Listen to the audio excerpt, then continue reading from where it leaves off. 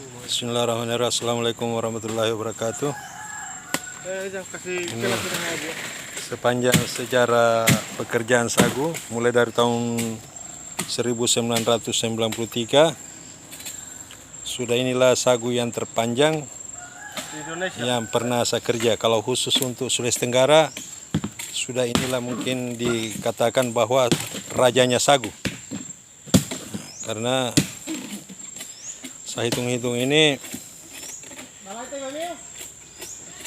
batang sekitar 14 meter panjang ini dengan lingkaran batang ini sekitar 90 cm.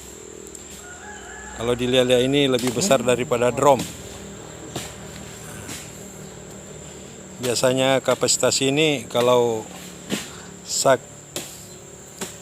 15 kilo ini bisa sampai 40 sak.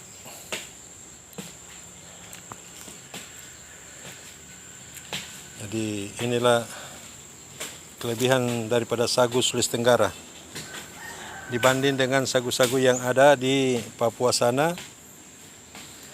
Rata-rata sagunya kecil. Nah, ini jenis sagunya namanya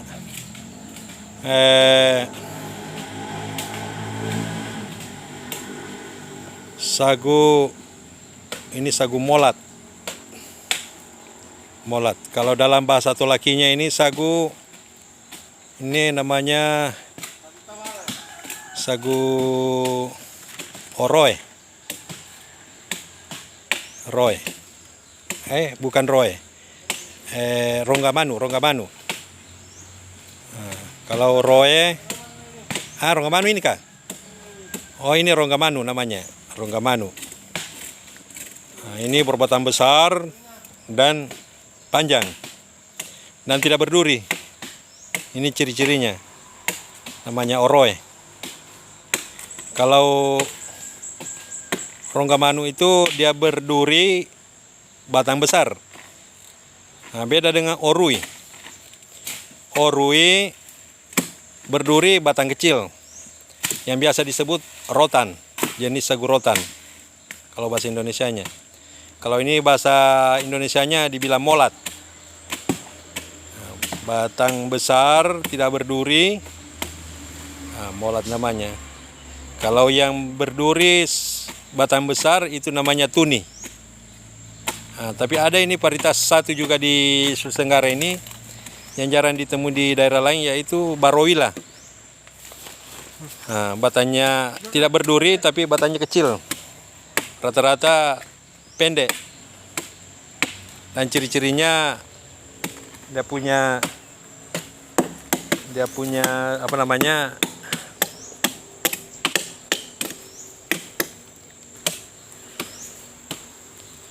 ciri-cirinya dia putih, biar pelpanya putih-putih keputih-putihan, makanya dibilang Barowila.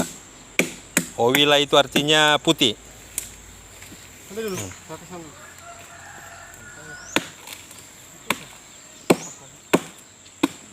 Jadi ini luar biasa ini sagu. Jadi kalau kita lihat daripada komoditi ini luar biasa. Nah, ini sebenarnya kalau pemerintah Sulawesi Tenggara sikap bahwa ini adalah pangan lokal yang menghasilkan luar biasa, tinggal pengelolaan yang mau disempurnakan. Karena enggang orang menanam sagu ini, memelihara sagu, karena pengelolaannya masih sulit, dianggap sulit. Harus berkotor-kotor dulu. Nah, jadi orang terkesan gengsinya ndak ada. Jadi kalau rata-rata orang ndak mau mengolah sagu karena celananya merah, mandi-mandi di atas sagu. Itu namanya lumanda, itu mandi-mandinya di atas sagu, di atas cucian. Jadi saya sekarang mulai mau hitung coba berapa potongannya.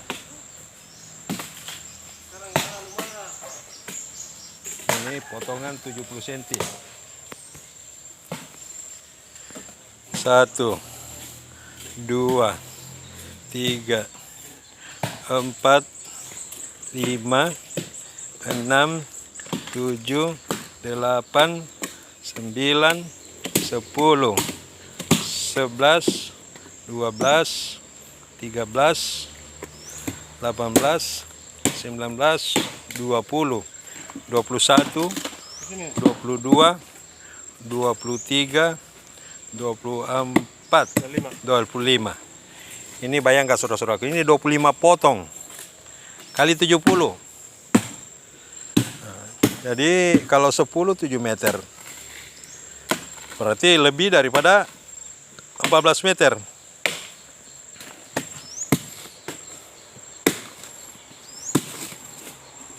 (25) 70 cm berarti 14 meter. Tambah 4.